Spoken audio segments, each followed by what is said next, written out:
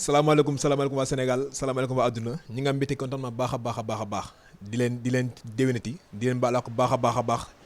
di ñaan yàlla koor gi ñu koor yàlla si yàlla def jàmm yàlla nangul ci ñu koor di wax ni déwénati ak ñëpp rek fépp waaye mën a nekk muy biir réew wala bitim réew ñu ngi lay am mbégte contentement baax a baax di leen nuyu tey nag ñu ñëwoon seet si ndaanaan bi nga xamante ne ndaanaan ku li fadirin la duñ ko présenté ci réew mi di ñëpp xam nañ ko partout dans le monde dañ ko xam muy Alaaji Seexu Gay du ma jox lu bari damay daal ñëw toog waxtaan na moom mu wax ñu nu mu dundee koor gi ak tamit ci yenn projet la nekk incha allah rabi day ñëw léegi-léegi toog mu waxtaan ak moom ginnaaw ba mu ñu dalalee dañ koy bàyyi mu daal di nuyoo daal di déwénati sénégalais yi. waaw aca maa ngi nuyu waa Sénégal fépp fu sénégalais nekk rek ci monde entier man Cheikhou Gueye Sanéx maa ngi lay nuyu maa ngi leen di baalu àq man xam naa ne amelu leen ma àq man maa leen amel àq ndax xam nga sunu liggéey dafa am sew-sew bu ci nekk boo xam ne léeg-léeg nga wax mu am ñu mu neex léeg-léeg nga wax mu am ñu mu naqari léeg-léeg nga am ñoo xam ne dañ nga wax ñu gisee ko lu positif léeg-léeg nga wax ñu am ñoo xam ne dañ koy gisee ñu négatif mais yow miy simmeeku di sol sa déguisement di def liggéey bi ñëpp bëgg ak nga yeete moo la tax a jóg dafa mel ni jour bu raté penalty dugal ko moo doon yéeneem dafa mel ni ki yéeg ci mango di ajji mango daanu damm ajji woon mango ba macc ko moo doon yéeneem lu dëgg mooy chauffeur bu dawal otoom def accident mara day taali dawaloon ba àgg fa mu jëm moo doon yéeneem mais ce sont les aléas du métier ñun sunu métier wax naa ko fi waxatu ko fi métier wax dafa bëri accident maa ngi leen di baalu àq di ñaan Sénégal yàlla def fi jàmm képp ku xam ni jàmm taxulaa jóg yàlla naxasal sam xel yàlla na yàlla tuur ñu jàmm tuur ñu wér-gu-yaram ak gudd fan defal ñu tawféex duy poos yi ñu bañ a xiif ñu bañ a mar ñu bañ a rafle te mbas mi jóge fi abadan waaw. Alaaji Seexu Gay ñu gis koor gi ma bëggoon nga wax ma sa dundin ak koor gi ñu gis ci ay production yu bëree bari noo ko doon dundee parce que dafa bari trop yaa ngi ci pàcc bi yaa ngi ci pàcc yu bëree bari ma bëggoon nga wax ñu rek en résumé noo doon dundee loolu ci weeru koor gi. waaw dafa am ñaar yu ko ñam ba ñett sax yoo xam ne mën naa cee wax. benn bi mooy dañu nekkoon ci jamonoy pandémie bi daaw li ñu fonctionné bëriwul trop parce que dañoo télé woon production yi et quelque chose comme ça da ngay jokk ci li nga xam ne moom la gouvernement bi teg parce que loolu li gouvernement bi teg ku la ni sangul sa taar la bëgg te ni nga taxawee noonu la sa ay morom taxawee fekk nu tamit ma jël ay contrat jàmbur ñooñu tamit ni contrat yi dañoo bëgg ma defal leen ko ci weeru koor bi ma àndoon ci ñenn ñi gis nga mën ak ñànko ak mëndumbe si yeneen te yéen waa ITV di ko teg benn bi télé bi may liggéeyee muy TFM te nga xam ni wax dëgg yàlla yàgg naa fa depuis 2011 laa fa nekk ba léegi ma def fa ñaari sketch les ndogu de Sanéx ay ndogu soleil levant ci am contexte yu ko waral yoo xam ni il fallait ma def ñu ber ñaari sketch yi muy 60 sketch CNM 30 sketch fii 60 sketch tourné ci Xaas TV 20 et quelques sketch waaw mu doon lu bëri yoo xam ne tourné naa ko ak benn film bu ma nekk nii man ak Cheikh Ndiaye ak Aziz ak yooyu ak ay Fa ay dara ak yooyu ñu nekk ci benn film bu tudd Révolution muy fenn cinéma boo xam ni ñu ngi koy joué mu metti lool ci man. yaa ngi wax léegi yaa ngi ci benn projet cinéma Révolution 30 sketch fii 20 sketch fii 15 sketch fii maanaam sa yaram dina attan loolu. man ci théâtre rek laa xam ci laay dund dafa mel ni fan yi jamono yi Balla Gaye di signé ay ñetti combat ñu ni ko ndax dina ko attan sportif la dafa mel ni ay Kylian Mbappé ay Neymar ñu ni leen ndax mën nañu jouer 90 matchs ci année bi loolooy seen liggéey dañ koy jouer dafa mel ni tey yow mii wala Pedro ñu ni ko ndax mën ngay def émission chaque jour da koy def parce que loolooy métier man bu ma théâtre wala defuma ay émission wala joué wu ma film du ma dund à part loolu njaayum oto peut-être te loolu passion la ci man du chaque jour laa koy def mais man li ma bëgg te di ko def mooy théâtre ak jouer ay film cinéma ci laa nekk bu ma dawalee oto loolu la bu ma amee kër loolu la bu ma dundalee sama njaboot loolu la bu ma ci defee teranga loolu la bu ma sonnee damay noppalu comme nii film bi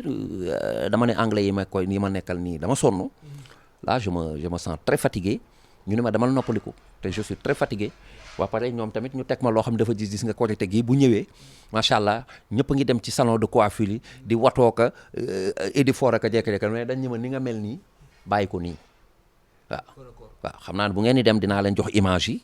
waaw jox leen exclusivité bi yéen ngeen dugal ko ngeen mën ko am. loolu moom dina ci am mbégte bu rëy macha allah mais tamit ma bëggoon tamit Sanekh maanaam nga wax ma tamit noo gisee théâtre Sénégal tey parce que boo xoolee weeru koor bu jotee daanaka ku nekk rek day daal di jug bëgg a wane sa bopp ku nekk day daal di jug bëgg mel ni Sanekh wala ku nekk bëgg mel ni keneen ak keneen na nga gisee théâtre Sénégal ak noo gisee weeru koor gi nu est-ce que si déroulé. Boubacar Diallo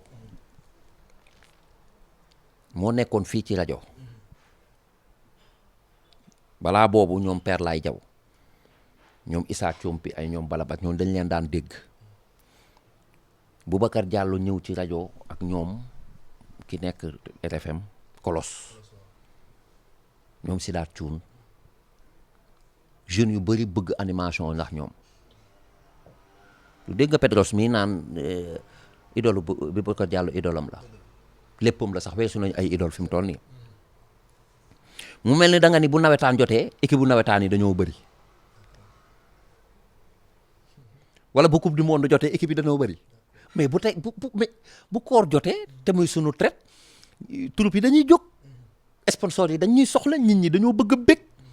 stress bi dafa bëri loolu rek la yàlla na gën a yokk gone yi tamit am ci lu ñu jàpp gone yi am ci lu ñu jàpp man nga defe ni man mii war naa fee nekkati sax naan damay jouer ay sketch koor est-ce que du bii na jibile naa nii est-ce que laa waxu ma ni jibile naa ko. est-ce que non loolu moom xam naa ne est-ce que question la sax nag parce que xam naa ne yow mi am na ñu bëree bëri te ñu xamante ne seen rêve. dañ ñi ma woon booy bu ñu fi nekk di jouer ay sketch koor nañ arrêté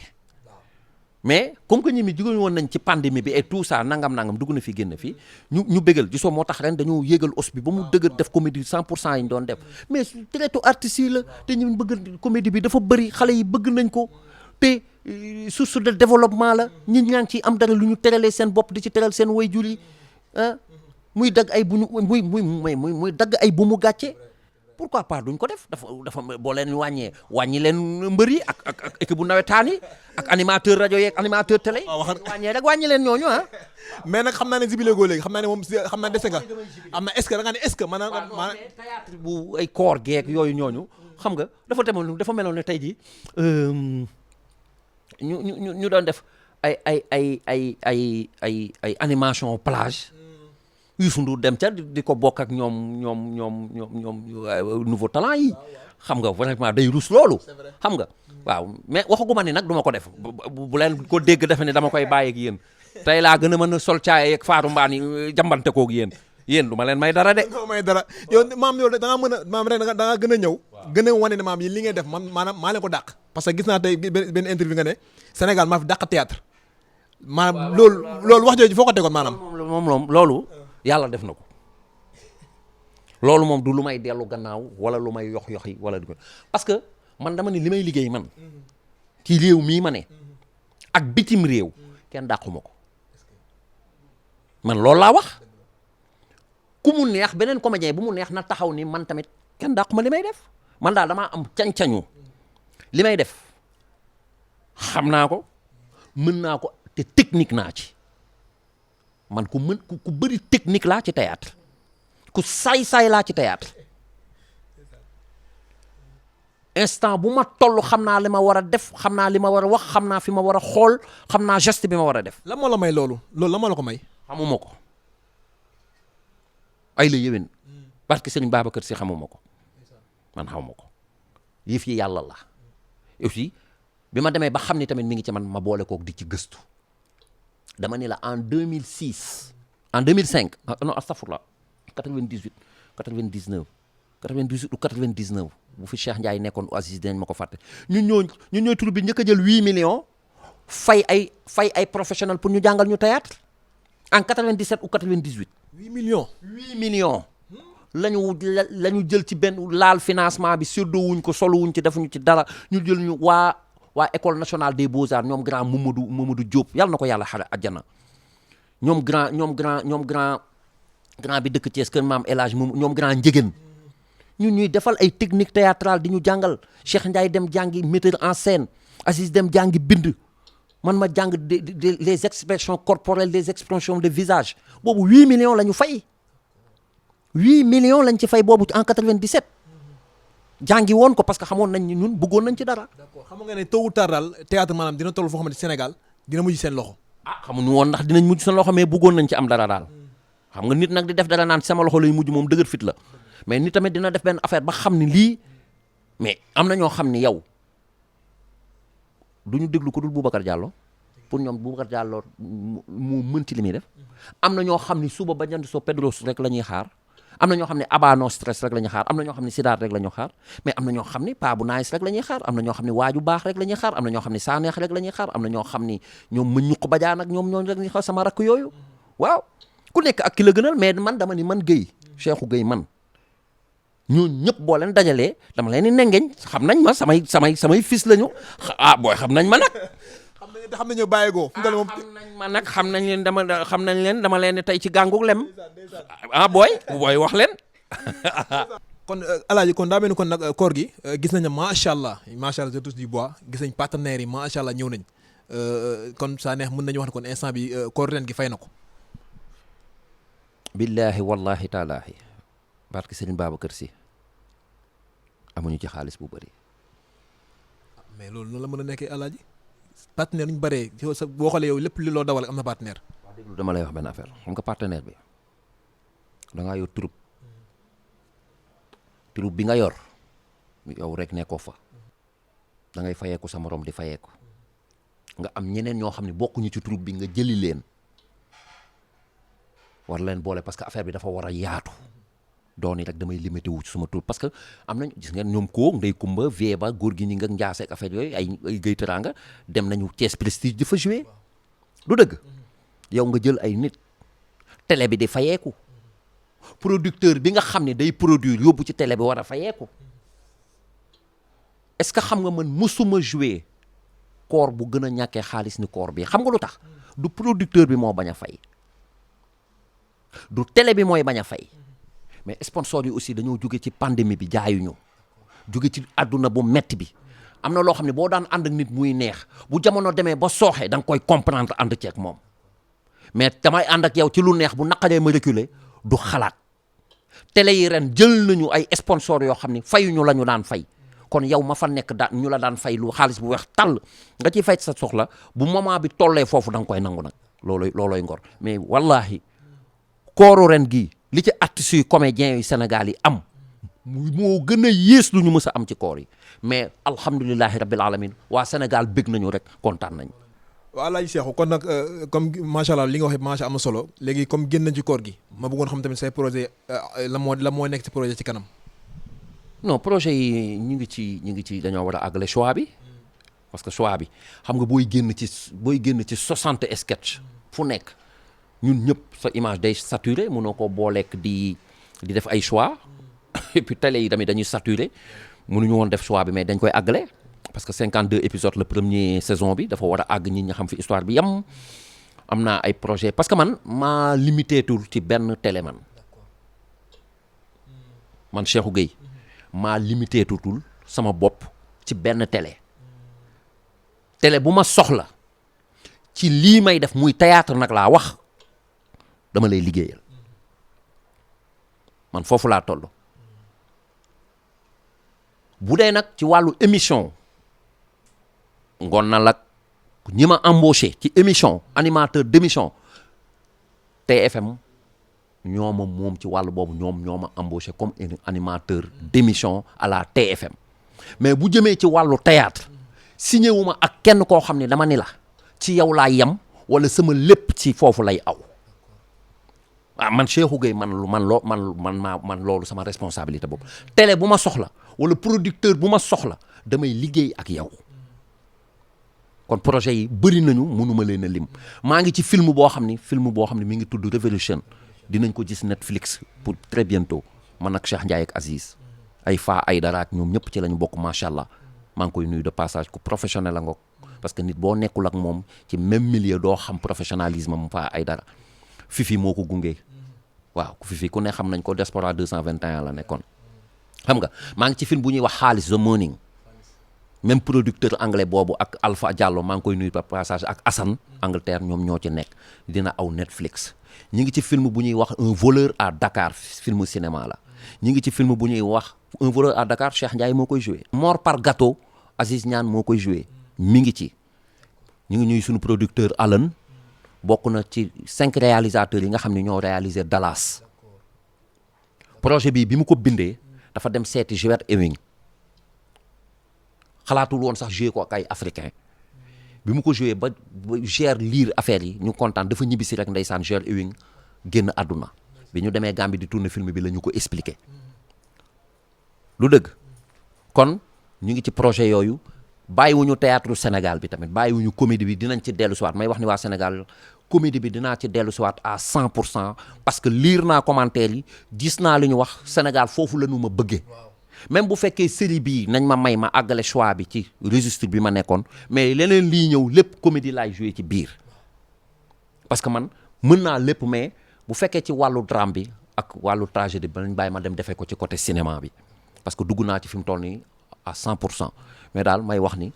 projet yi yaatu na nañ ñaan yàlla rek mu may ñu gudd fan ak wér te def ci Sénégal jàmm te nit ñi nañu yéenante jàmm nañuy waxalante jàmm nañuy defante jàmm waaw parce que koo xamul fa mu juddoo xamoo lañ ko tëggee ba ko yàlla di sàkk tàgguwu la yéene ko ak coxor wala yéene ko ak dellu gannaaw wala yàq deram dafay yomb trop waaw te ñun artistes yi tamit nañ bàyyi tontu toog ci média yi di tontonte wala di nanga man mës na ma dal je l'ai regretté mës na dal keneen nañ ko bàyyi ñun public bi ñooñu moom ñoom am nañu seen xalaat ci ñun am nañu lu ñu war a def ci ñun parce que ñun ñoo nekk ci devant de la scène di exposer suñu bopp ak di def suñu ay scénario ak di kii boo fi defee loo xam ni jaaduwul wala boo fi defee loo xam ni rafetlu wuñ ko wala wax nga loo xam ni jaaduwul wala wax loo xam ni rafetlu wuñ ko nit ñi am nañu droit def ci yow critique mais mënoo ku la critique tamit nga toog naan da nga koy tontu wala di wax yow séqoog ñu public bi yooyu public bi def ñu seetaan nga séq ak ñoom ay tontonte loolu dama koy ñaan suma mbokku artistes yi yëpp dama koy ñaan suma mbokku artistes yëpp waaw.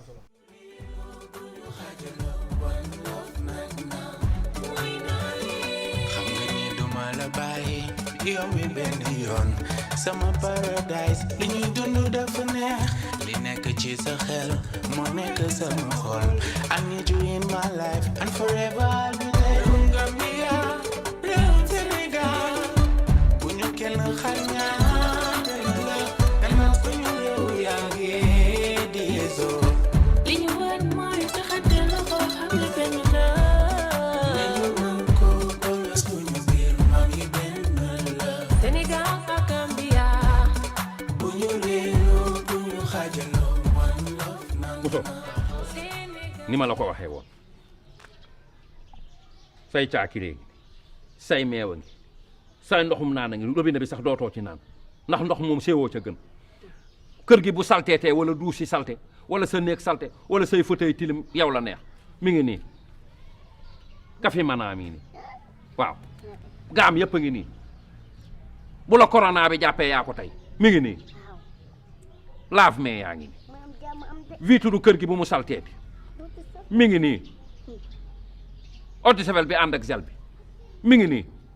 détergent douche yeeg karo yeeg sol yeeg yëpp jeex na say dolli maa ngi caakiri ndax mooy soow mi gën ci soow yi dolli ma dégg ko mu naan ko dolli ma caakiri ak a neex dolli ma mi ngi nii am nga ci mi ngi nii mbuus maa ngi nii fees del bokkal say caakiri ko dolli ma caakiri ngi nii moom daal mi ngi nii ndoxum séwoo ndox mi gën ci ndox mi ku ko naan amul calcaire woyof gën a woyof ci ndox yi waaw defal nañ la lépp congélateur bi waa Sedima taxaw nañu fii Alaaji moo leen woo duy nañu frigidaire bi ganaaru teral ganaar gi gën ci ganaar yi ganaar yi nga xam ne du ganaaru ordinateur ganaar pire lekk ko muy saf ganaar waaw douche ba poudre magique sourire su ma defutoon ni Alaaji du ko def man maa ji dal leen koor waaw ana Hanna Babou ana waa Mauritanie na ngeen def ak koor gi lan da ngeen maa may soxna Mauritanie waaw ba tey bañ jógee kër Alaaji Saneex Cheikhou Gueye ñu daal di daagu ñëw ba fii ci sama xarit bi ngaa ko blende gaa gën nga xamee ci King Baba ki nga xamante macha allah yëngal la jamono temps yi ci ginnaaw yëngal na ko lool sax yëngal town bi affaire yi di boy muy neex muy yëngal kon ngaaka dama lay daal di nuyu béggee la char la bàyyi la nga nuyoo daal di ñëw teg téléspectateurs yi ñuy seetaan nga daal leen déwénatil baalu leen ak bu baax a baax a baax a baax waaw Alaaji Bokar maa ngi lay siyaar di siyaar suñu téléspectateurs yëpp yi nga xamante ni ñu ngi seetaan kii TV waaye nekk man waaw Baba Ndiaye maa ngi lay nuyu di leen baalu ak ci weeru koor bi ñu génn di baal ak ñëpp di ñaan yàlla defal ñëpp jàmm yàlla dolli xéewal yi dolli suture si dolli jàmm ji tamit ci biir réew mi yëpp soxla boo xamante ni waaye am na ko yàlla fajal du ñu fàtte tamit ñu nekk ci prison yi ñaan yàlla génne leen ba ñu dellu seen njaboot yi tëdd ci lalu hôpital yi yàlla ekkati leen waaw ñi nga xamante ni jiitu nañ tamit ñaan yàlla oyofal suuf ci seen kaw te yéexee ñu maa ngi lay siyaar di siyaar àdduna bi yëpp jaajëf. mais Ngaaka man ma gis ni Ngaaka dañoo nekkoon ci jamonoy pandémie nekk jamono ku ne xam ne ni coronavirus ba mu ñëwee ba léegi lu baree bari dafa taxaw yow nga ñëw jox ñu album bu doy waar Secret 7 tubaarkàlla yemuñ ci loolu nga ñëw tamit ci biir weeru koor bi tamit ñu ngi dégg Ngaaka ci ay affaires yu baree bari lan moo ci secret ba ñu nekk ci pandémie yëgoo loolu jox ñu album bu doy waar lan moo ci secret. waaw dolli sant yàlla rek loolu mbiru yàlla suñu borom la ndaxte duñ ne sax yëguñu ko mun naa ne pandémie bi képp koo xamante ni yaa ngi doon yëngu ci dara yëg nga ni am na impact bu mu def ci sa biir liggéey waaye dañuy sant yàlla bi ñu yàlla doolee as tuuti sutura ba ñu mën a am wér gu yaram liggéey def album boo xamante ni comme ni nga ko waxee Secret 7 bi ñu génne ko ci période pandémie bi c'était pas évident mais dañoo nekkoon foo xamante ni public bi daf ko doon xaar et il fallait que ñu génne ko et bi ñu ko génnee aussi alhamdulilah gis nañ ndam bi mu am succès bu mu am ni ko sénégalais yi jëlee bëgg ko mun naa ne sax tey ci àdduna bi parce que génn na Sénégal da ngay gis tey ay tubaab ay nit fu nekk ci àdduna bi di def ay challenge ci King Baba yeneen rajo yi nga xamante ni nekkuñu Sénégal fu mel ni ay Côte d'Ivoire Cameroun di play suñu sound ci rajo yi ci album bi la bokk loolu yëpp ndam la et bu la yàlla defalee sutura boobu aussi da nga ko war di xool noo koy bokk ak jaam ñi ci biir koor gi tamit waaw activités yi ñu def yëpp mu nekkoon ci domaine social bi nga xam ne def nañ ko ànd ci ak suñu ay fan club muy blende yi ci côté joxe ndogu yi ci côté aussi joxe daara yi lépp tey bu ñu ko defee sutura bi ñu yàlla jox la ñu ne kat loolu tamit li ñuy war moo ñu bokk ko ak jaam yi loolu moo taxoon ba léegi tooguñu yàlla suturaal nañ ci daal ba nga xamante ni duñ ne impacté wuñu mais xaw nañ ci dëgër daal yàlla def na sutura ba ñu góorgóorlu ci bu baax a baax. ci sutura bu baax a baax mais tamit ñu gis ni tamit Ngaaka boo xoolee ñu ngi ci weeru koor te daa mel ni ba tey bàyyi woo yow daanaka ñu ngi la fekk sa studio d'ailleurs ngay nekk di liggéey mu ngi mel ni bàyyi woo maanaam sa noonu dundee weeru koor gi ak noonu liggéey répétition yeeg ak gàlleeg ak social yi ngay dox ak nooy mën a cumuler yu bari yooyu noonu quoi. waaw sooy xool tamit comme li ñuy wax weeru koor gi dafa nekk weer boo xamante ni ci la temps bi di gën a dal et puis activités yi du bari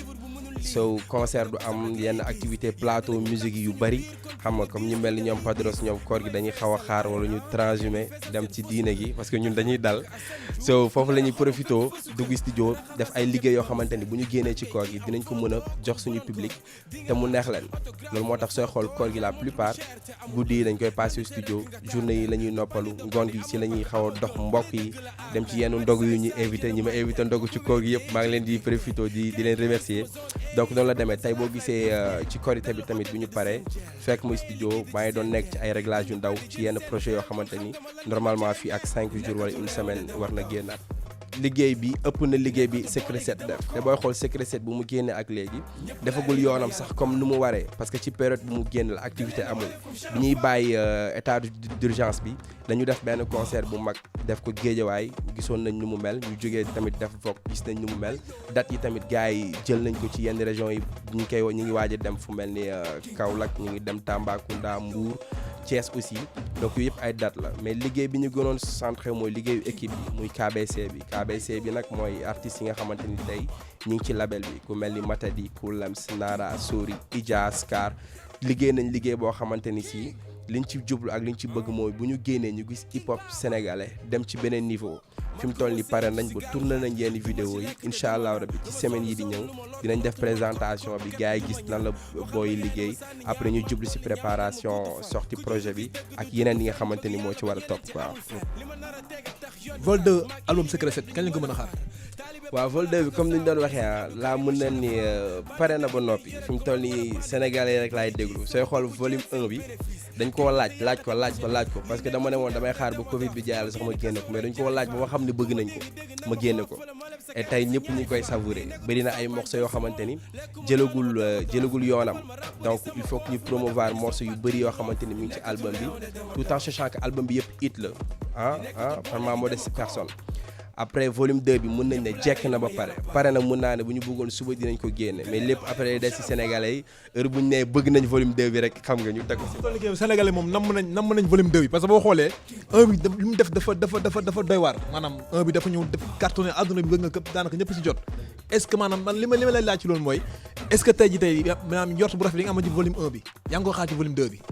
waaye bu baax wala lu ko ëpp parce que sooy xool album bi dama ko doon liggéey ci ñaari univers premier univers yu mooy def album boo xamante ni pour sénégalais yi la nan la ci sénégalais yi di gisee seen bopp et sooy xool ci biir album bi def naa ci ay couleurs yoo xamante ni c'était pour préparer le marché international aujourd'hui ci deuxième volume bi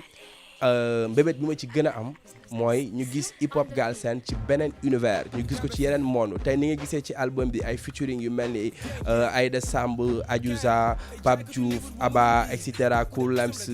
Ilam ci deuxième volume bi ci même couleur bi laay nekk mais su boobaa mun naa ne artistes yi ñu ci gën a gis ça sera des artistes internationaux ci yeneen dëkk wala ci yeneen horizon laa bëgg a aspirer ci deuxième album bi am na yoo xamante ni pare na yeneen si des ay réglages yu ndaw la et bu génnee li ma ci mbébét mooy ñu gis que hip hop Sénégal tey fu musique nigérienne egg ci àdduna bi hip hop Sénégal mun fa egg ci àdduna bi. mën a xaar volume 2 bi ci beneen couleur beneen univers beneen couleur beneen atmosphère te incha allah rabbi am nañ ci yaakaar bu baax a baax. kon ñu xaar volume 2 bi ci yeneen univers quoi mais ma Ngaaka ak social ma gis Ngaaka moom il est trop social quoi ñu gis la ci koor gi li nga doon def ci prison yi def ko benn ndogu bu rëy Pikine Ngaaka social loolu lan la. waaw loolu nag mun naa ne dafa bokk si man parce que heure bu ma julee damay ñaan yàlla di ñu suturaal ñu am ba mën a bokk ak jaam ñi loolu moo tax à chaque fois su ma ko mënee rek dama koy def et comme li ñuy wax bëri na loo xamante ni aussi du ma koy médiatiser wala du ma bëgg nit ñi sax di koy yëg mais li nga xamante ni nit yëg nañ ko foog ñu koy wax te nit aussi je pense booy def lu baax ñaawul pour nga koy wane pour yeneen nit ñi gis loolu mën ci roy et ku xam Ngaaka xam ni ci loolu yàgg naa ci œuvre lu mu métti damay bëgg à chaque fois di bokk ak jaam ñi samay li as tuut li ma yàlla di suturaal ba tax ci koor gi def nañ ay denrées dem si prison yi ba pare def ndogu bu spécial def ko tamit Géejawaay Pikine ak blende yi distribuer aussi ay ndogu ci koor gi tamit korité bi mun naa ne gars yi ñu ngi nelaw ba tey parce que démb dañoo fanaane xam nga wër ci saar bi di joxe ay ginaar ñoom matadi élage et tout donc yooyu yëpp da ngay sant yàlla parce que loolu moo ñu war parce que ñun xam nañ ñàkk mën nañu sax amaguñu mais xam nañ lan mooy ñàkk ak lan mooy nit bu nekk ci dans le besoin nga dem taxawu ko def li nga war a def après yàlla dooli xéewal yi dooli sutura gi ba ñëpp yaatu ci ba suba ñu ngi koy jox tey ñoom am ko bu mun ko jox ñeneen quoi pour man loolu rek mooy macha allah comme ni ñu koy waxee rek social bi moom da cee nekk bu baax a baax Ngaaka ak sa korité mën nga ma wax tey noo jullee sa korité tey. waaw tey comme ni ñëpp di sénégalais yëpp di jullee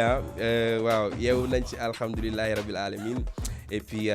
waaw dem juma ñaw yi nag xawoon na bari parce que ñi ma jox ay ñaw dañoo bari donc sol naa benn daal dem juma après jóge fa baalu àq ci koñ bi ci dëkkandoo yi aussi parce que man maa ngi fii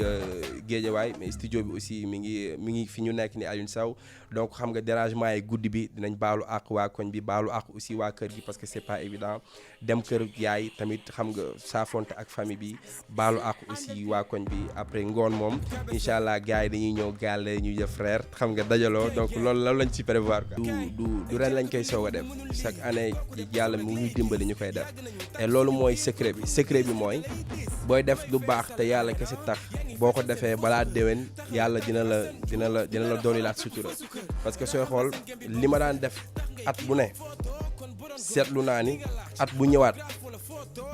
dañuy def lu ko ëpp te duñ ko maanaam nekkul lu ñuy waajal nekkul loo xam ne dañ naan dañ koy prévoir pour année prochaine mais dañuy toog ba mu jege si ñu ne kat ñu doon def war nañ ko defaat ñu gis yàlla indi ay xéewalam de gauche à droite parce que ñun tey lu ñu am nit ñi ñoo ñu ko jox donc bu nekkee dëgg la ci doomu aadama yi lañ ko war a delloowaat nu ñu mel ñoom la donc lépp lu ñu am ñoom lañ ko war a delloowaat certes musique bi ñu nekk alhamdulilah yàlla moo ñu si suturaal mais lépp lu ñu def rek suñu borom moo ñu ko jox te am na suñu ay morom yoo xam ne bëgg nañ ko amaana te defuñu ko yàlla xam na ni léeg-léeg nga toog doo sax xam nit wala doo sax gisanteeg nit woo la wala dawal ba indi otom sa kër jël alal bu bëri jox la ko te nekkuñu si monde bu ñuy sàmbay mbayaan wala bu ñuy way ay nit mais peut-être ni ngi def loo xamante ni nit ñi yëg nañ ko bëgg nañ ko ba mën a jël seen alal duñ ko jox fu ñu tëgg ñu wuy suñu tamit fees dell donc lu ñu war la pour man nekkul sax lu extraordinaire benn affaire boo xamante ni la daf ñu war ko def et puis dañ koy def delloowaat ko Sénégalais yi pour man loolu kese la quoi. Ngaaka génn ci koor gi léegi bëggoon naa tam nga wax ma lan moo nekk sa kanam lan mooy projet yi si kanam album bi la wala ay date yooyu am la wala lan moo nekk sa kanam quoi. waa li nekk suñu kanam bon mun naa ne bëri na parce que ñun ba léegi dañoo jàpp ni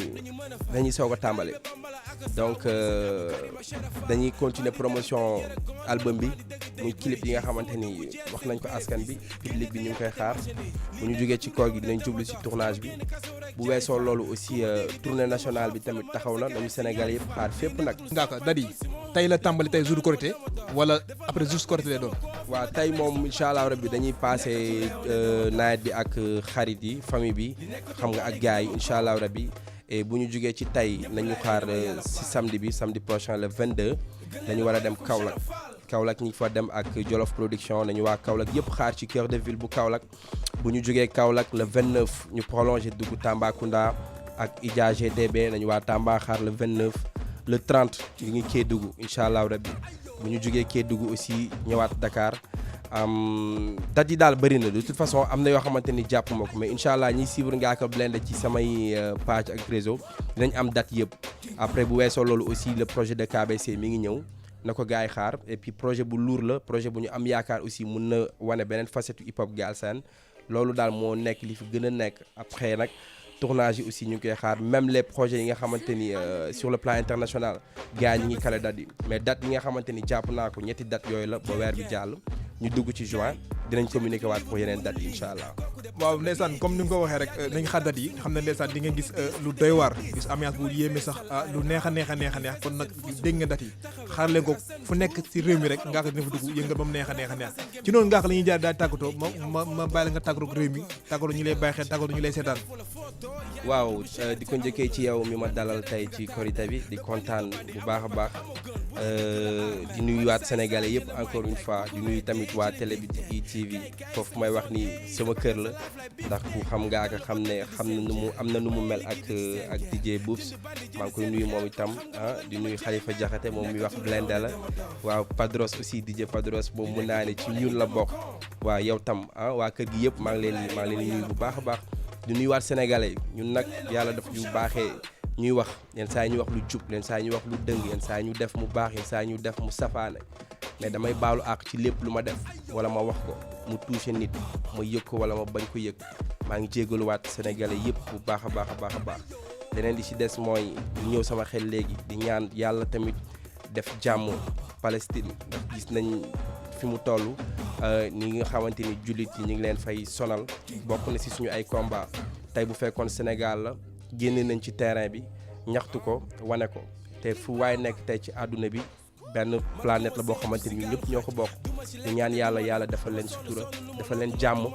waaw dollil aussi jullit yi muñ foofu bu weesoo loolu maa ngi santaat sama yaay di ko santaat bu baax a baax ak sama équipe bi KBC bi yëpp dañu mën a sonn ci man fu ma jóg ñu jóg ci lu ma nekk ñu nekk ci su ma limee dinaa juum mais ku mel ni Tafa Sinar Vision mënu ma ko bañ a remercier ci Korité bi Idrissa bi nga xamante ni frère la ci man Matadi artistes yi Koul Lems KBC Sori l'officier Thier El Hadj Pilo Vito ñëpp Vito numéro 1 ak numéro 2 ñoom ñëpp waaw dañoo mën sonn aussi waaw dañu mën a sonn ci liggéeyu Ngaaka ñoom Mami Aya su ma limee dinaa juum mais maa ngi delloo njukkal ñëpp di wax ni maa ngi yëg cofeel ak yéene bi ñu am ci sama liggéey yàlla na ko yàlla mottali Bokar kontaan naa ci dalal bi di la bëggee yow tam bu baax a baax. ba tey ñu nag yéen ak seen i ndaanaan ci jouru Korité bi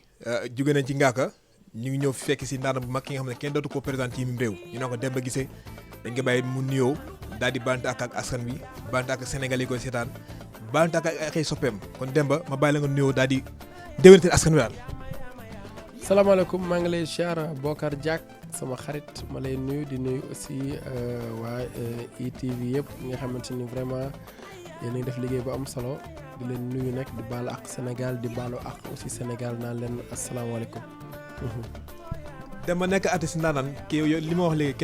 kenn du ko présenté ci réew mi ndax ku ne xam ne ni moom ci lu mu nekk di ko def mu nekk musique bi da cee am wàllu baax a baax te gis nañ baax a baax nu muy jéego ñu ci def di ko doxal.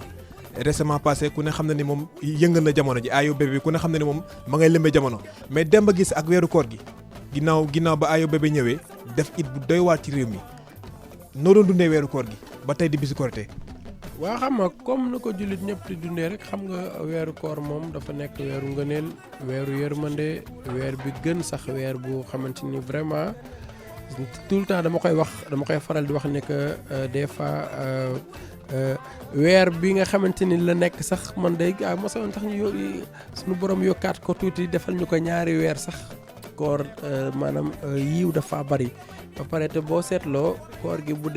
ñëwee bay dem ndeysaan dangay mel ne lu yërëmtalu doo bëgg sax mu dem parce que tey vraiment bi mu demee ba koor gi di jeex rek des ay ñaar ba ñetti fan ak yooyu ndeysaan que day gaaw a jeex te man ko mais sañ naa wax loolu que su ma sañoon man vraiment koor gi yokkaat beneen weer encore parce que man vraiment daal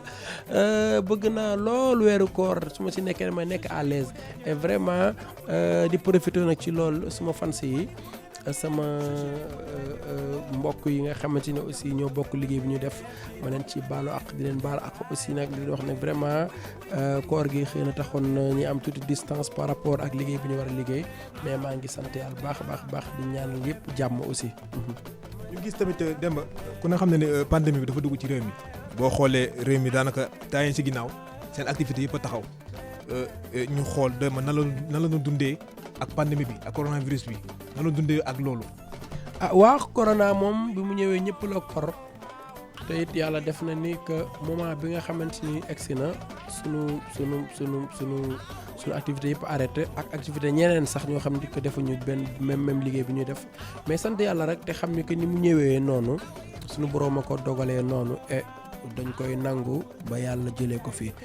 naam sax mu ngi dem ndànk-ndànk xëy na même bu jeexul carrément it xel mu ngi bëgg a dal donc dañu sant yàlla ni mu ñëwee rek dañ ko accueillir noonu waaye nag di ko moytoog yu mel noonu du nga xamante ni que liñ ciy tere ñu bàyyi ko pour que affaire bi mën a dem bi ñu ko defee ne gis nañ ci résultat yi ni que affaire yëpp wàññeeku na ñaan yàlla mu gën a yokk waaye wax dëgg yàlla nag corona nanu koor gi delloo si encore ñëwati encore activité yëpp arrêté artistes yi yëg nañ ko sentir nañ ko waaye sant yàlla baax a baax ni gannaaw lépp wàññeeku na te activité yaa ngi démarré waat.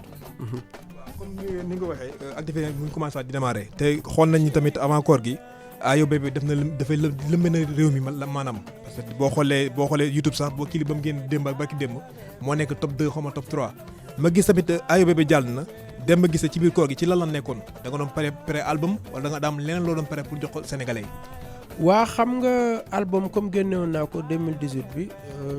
je préfère di génne ay single aussi en même temps di topp benn par benn ci album bi morceau yi ma génne woon di ko doxaat ci promotion parce que vidéo day yokk promotion artiste bi promotion son bi mais Ayo Bébé moom dafa ñëw rek vraiment mën naa ni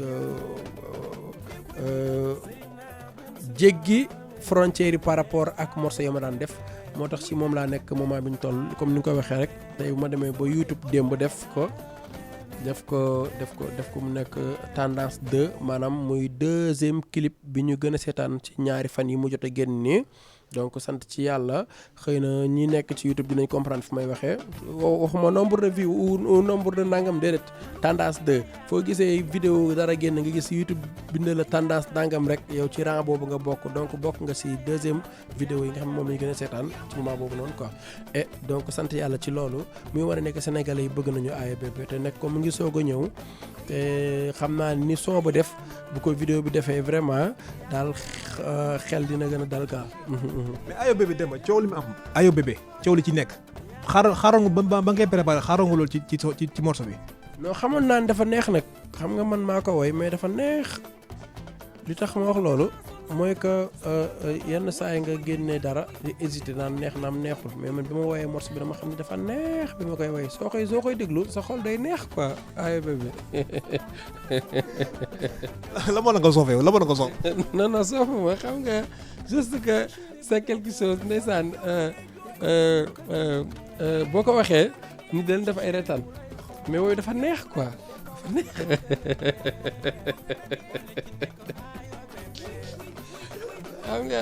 xam nga AEBB c'est quelque chose boo xamante ni bon tout le temps ne aayo nee ak yooyu ma ne comme aayo nee des fois mën naa bari trop ci nopp nit ñi mën a jëf AEBB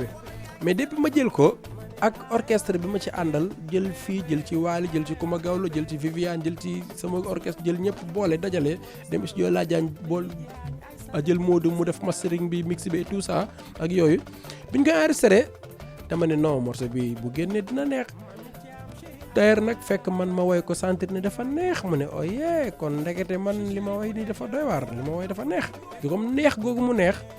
après keneen ku ko déglu da lay neex parce que man la njëkk a neex moo tax ma ne AEBB sa waay non morceau boobu morceau dafa neex. waaw Demba ma gis tamit ku ne xam na ni tamit artistes yi Sénégal bu weer ko jotee dañ leen dégg ci ay social yu bëree bëri ma dégg dem ci social yu bëri day jàppale doomu aadama yi ñi yaakaar ci yow noo dundee social ak doomu aadama ci weeru koor gi. waaw xam nga social moom ñun ak ñoom ñoo ànd te comme niñ koy faral di waxee rek ku boot bukki xaj baw la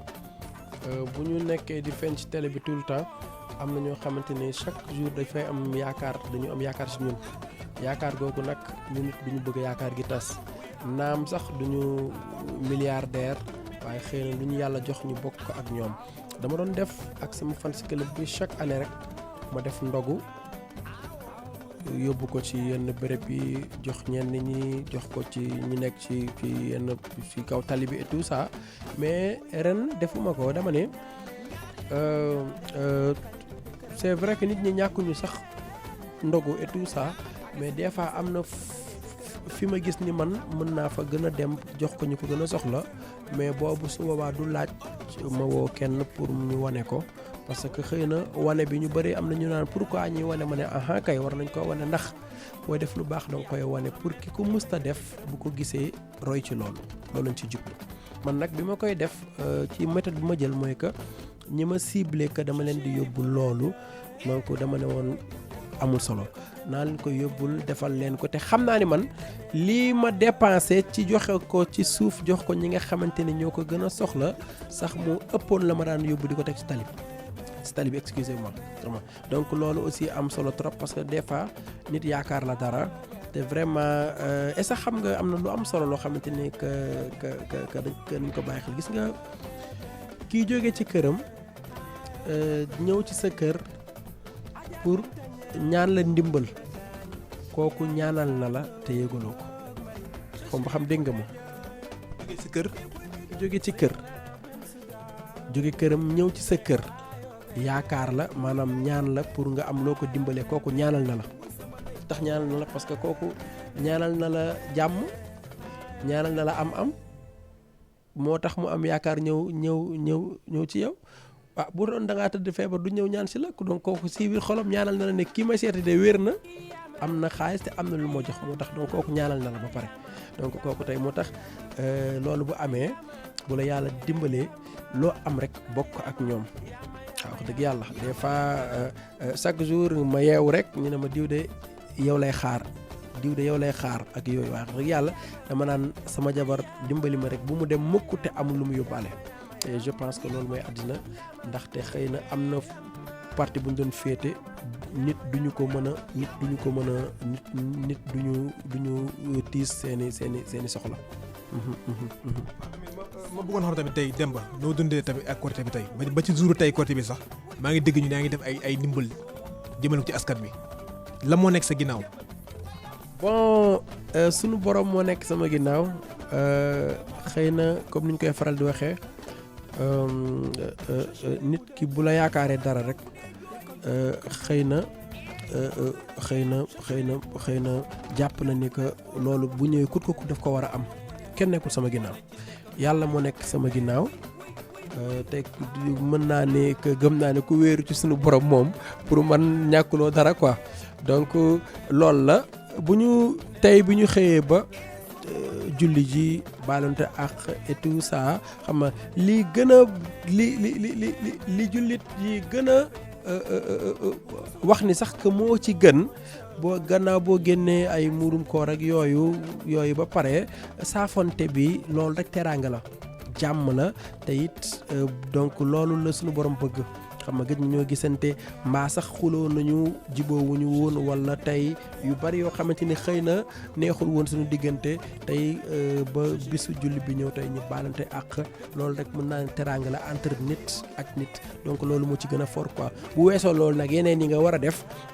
jël yenn yi nga war a def ci sa yàlla lim la jox ci koom wala lim la jox ci ñam nga jël ko dem jéggi sa kër dem joxi beneen kër bi nga xam yaakaar nga ni ko xëy na bëggoon nañ ko waaye amuñu ko yooyu aussi bokk na vraiment ci loo xamante ni daf may neex trop su ma koy génnee ndax damay xam ne kat lii vraiment loolu la yàlla bëgg.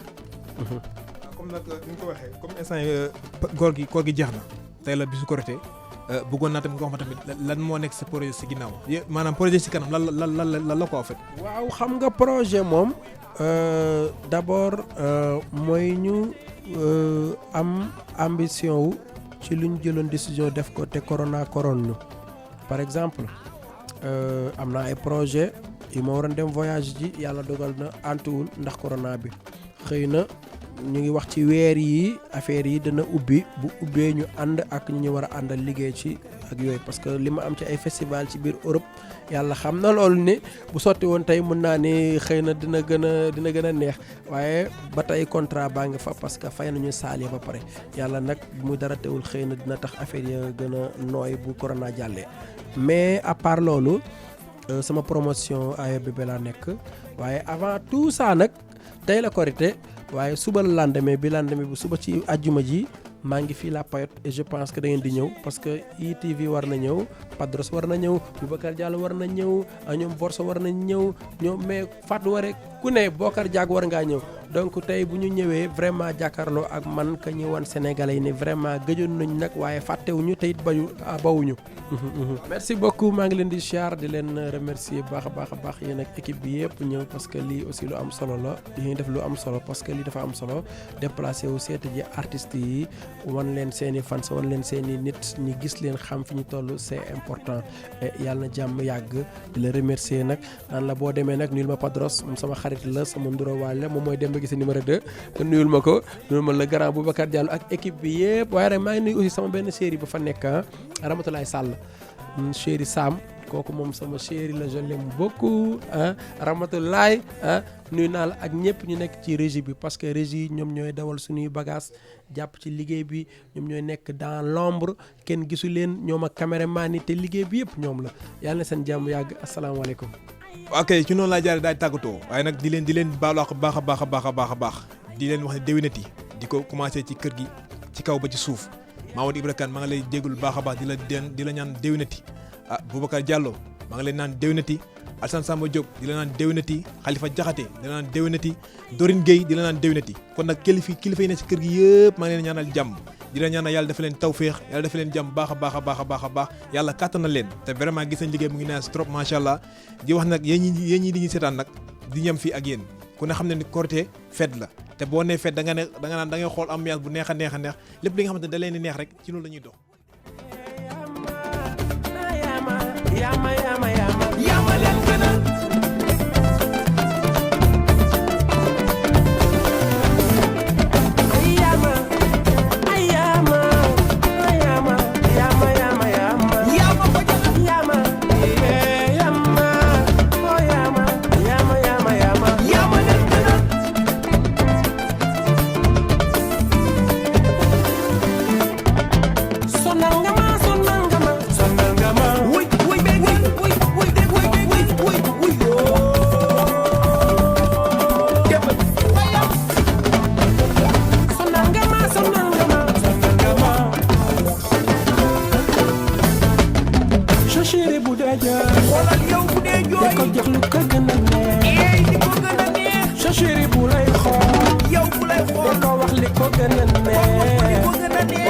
ne ko ayo bébé ayo bébé ma ne ayo bébé ayo bébé ne ko ayo bébé ayo bébé ma ne ayo bébé ayo bébé bu ko sulal bu ko julloo mooy sa xarit ne li jaañ ay satani c'est malo